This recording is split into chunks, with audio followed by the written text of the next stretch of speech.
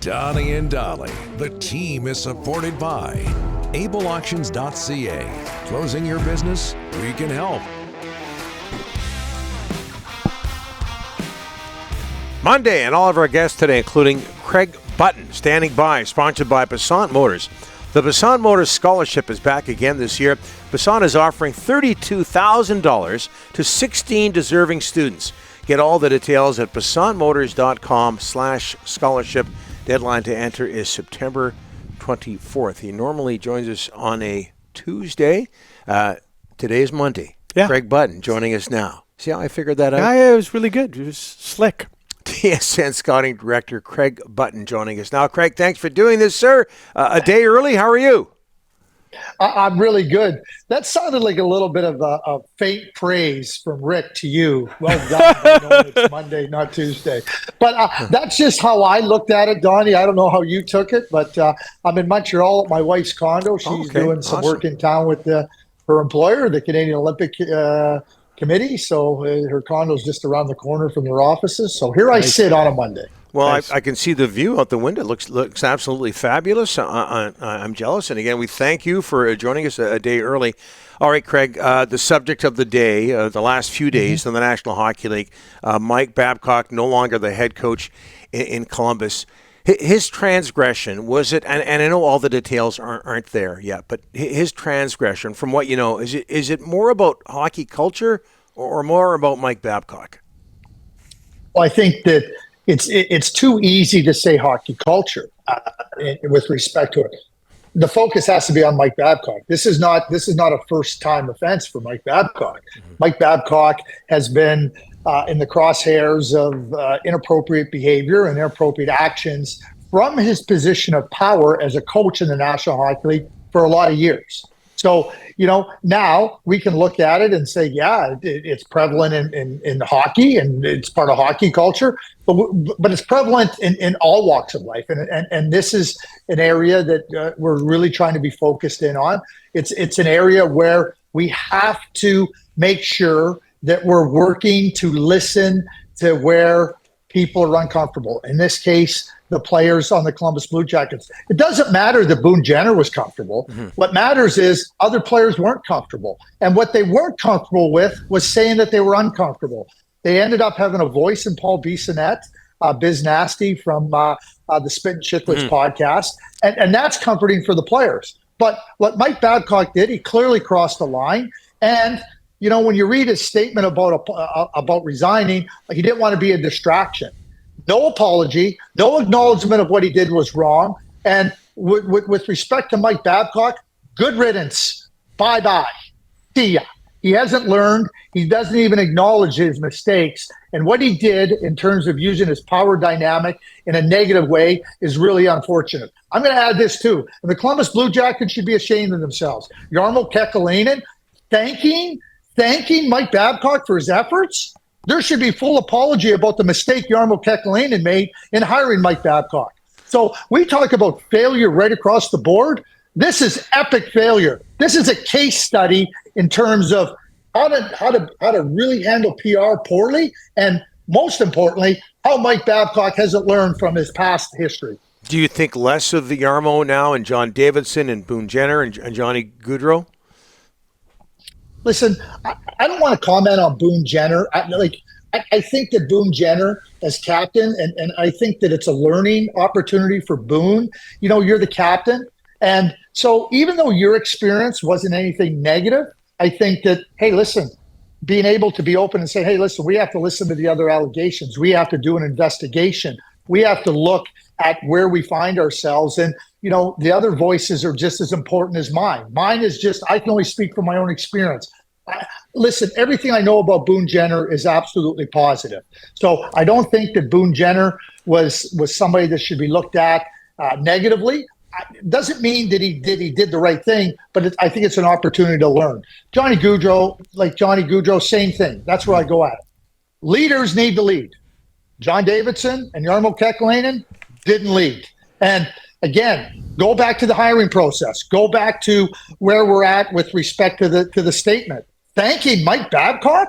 You have just put yourself, and then the statement today from the owner, oh, we don't want any more distractions. We want to make sure that we move forward. Listen, you better look at how your culture and back to hockey and your environment has been negatively impacted by this. And as simple as that, that's how I look at it. And end of the day, I know we hear lots of things about cancel culture and everything. Mm-hmm. Well, listen, you know what? Howard Cosell, who you both know very well, he got canceled for making terrible comments on TV. This isn't something new. We have a new term for it. What I would say to, and people want to say, it's not when you commit something that is wrong, whatever the extent of it is, you have to be accountable for it. Sometimes it means losing your job. Sometimes it means losing a position. That's just the way it goes. But what I would say to the Columbus Blue Jackets is, you better work on being a better culture.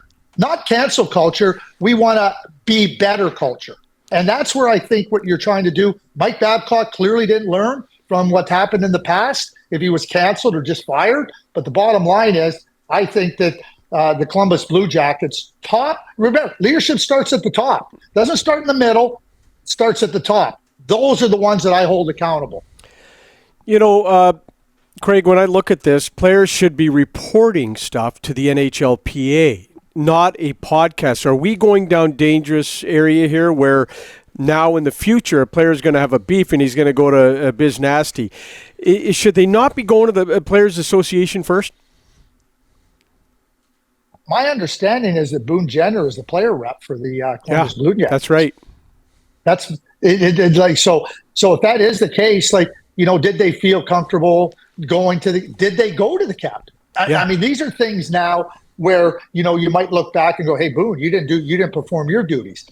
Here's the way I look at it, Rick. And I think that in an ideal world, you would want the players to use, avenues to be able to express, where they're uncomfortable, where there could be problems to the PA. That would be ideal. And I know the NHL has set up a hotline. There's been investigations with teams. The NHLPA is part of that.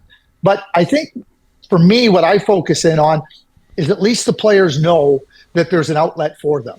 And, you want it to go through the right channels, but sometimes those channels have to take a left turn. And sometimes you have to, take the roundabout to get to the right result. I think that the players feeling comfortable with respect to expressing what was wrong and what made them uncomfortable is a real positive. And now I think for the PA, it's about trying to ensure, okay, what do we have to do to make sure that we get this first and that players feel comfortable coming to us first? Bottom line is, we need to make sure that there's a process and an avenue for players to air grievances. And maybe you want it to be the PA. Bottom line is it got out there. We've removed somebody that's a problem in Mike Babcock, because he is a problem, clearly. And now we can look at, okay, what are better practices? What are more ideal practices? But for the players to know that they have somebody that they can turn to, whoever that may be, that's a positive.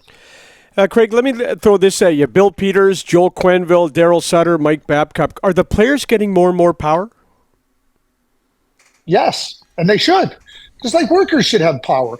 Listen, just because you're the coach, just because you're in a leadership position, whatever it may be, doesn't mean that you get to assert yourself in a way that makes people uncomfortable, that crosses lines, and whether that may be, in terms of the power dynamic, whether it be in terms of sexual assault, because we've seen that over years, whether it be in terms of sexism, racism, harassment, all those things are unacceptable. So the more power we can give to people that have been victims, that's a good thing. So for me, the players having power, workers having power, when you think about the Me Too movement and you think about how that all unfolded, it came down to, hey, listen, we need to get our story out there so that the people that have been the perpetrators of wrongdoings can be held accountable. That's a good thing. So to me, players having more power, give them more power. They need more power, and they need to be able to feel comfortable and confident that their voices will be heard and that action will be taken to correct wrongs. That's the key. That's what I really think is important. Yeah. So, Craig, which coaches in the National Hockey League right now ride that line effectively? They don't make people uncomfortable, but they're very effective in being a leader. See, Donnie, I love the way you phrase that. You can still be a leader. You know, Frankie Corrado was on AM radio in Toronto, 1050 First Up last week, and he talked about his own experience, and he compared his experience with Mike Babcock to John Tortorella, and he said, John Tortorella, he said, you know what? He was straight up with you. He told you if you were playing good. He told you if you were not playing good. He told you right to you. He said, you might not have liked to hear it. He said, but he told you and he knew where you stood. And then he worked with you to help you be better. And he said he didn't play mind games with you. He didn't skirt the issues or everything. And I think that Frankie did a great job of differentiating between the mind games. And he said Mike Babcock played mind games with you. But and you know, with respect to Frankie's own experiences, that's how he differentiated to it. What I would say to you, it's not so much what coaches or who they are. I think it's a reminder to all coaches at all levels, you better be aware of your position of power, and you better not abuse it. You better make sure that how you talk to one player and that player accepting it may not be how you talk to another player, because his willingness to accept it might not be the same. And this thing, oh, well, it's no big deal, and oh, well, you know, just find a way to get through it. It doesn't cut it anymore. So I think that when we talk about hockey culture, back to where you started, Donnie, this is where there has to be a material change in how people look at how they deal with their players, how they deal with the environment that they're trying to create. And I think that becomes imperative upon all coaches at all levels to make sure that they're aware of that. Okay, so I check out your Twitter account on a regular basis, and I realize that I believe you're a fan of Deion Sanders. How would he do in the National Hockey League? How would he do? I think Deion would do great. I mean, you look at what Deion did with his players. I mean, he wears his sunglasses. A coach of Colorado State accuses him of not being respectful by not taking off his sunglasses. I mean, he gets sunglasses for all his players. From what I can see about Deion, his players love playing for him. He talks. I mean, there might be different layers to this. What I would say about Deion, when he went into Colorado, he told the players that had been there before, you know, 1 in 11 isn't going to cut it. Yeah. I'm looking to bring in new players. I would encourage you to transfer. He didn't say, oh, come here, you know, let's see what you're made of. He was straight up with the players. You might not like it, but Deion was straight up with them and gave them an opportunity to find other places to go and play. I mean, there's a lot about Deion Sanders that I may not know about, but I think that him as a coach, the players like playing for him. They're encouraged by him. And I mean, he talks about he talks about the things that I've seen. I can only go by what I haven't done a deep dive on it. Maybe I should. Maybe this is on me. But Sanders seems to me to be a coach that wants to work with the players, wants to encourage them, and you know wants to let them know that, hey, I'm with you. I'm behind you. I'm going to support you. Yeah, I took a left turn there, Craig, but I see you retweeted a lot of stuff about Deion. Hey, thanks for this, and enjoy Montreal. Who doesn't? I will. Yeah, well, you're right. Who doesn't? And I enjoy you guys. Thanks for having me. And again, we talk about hockey culture. We got it. Sometimes we see a little bit of a backward movement, but I think there's been some positive steps forward. I will quote Sheldon Kennedy from last week's Over the Board Summit. He said, "We're past A, but we're nowhere close to Z. So we have to keep working through that process of trying to improve hockey culture." Strong as always, Craig. Next Tuesday, we'll talk to you. Talk to you then.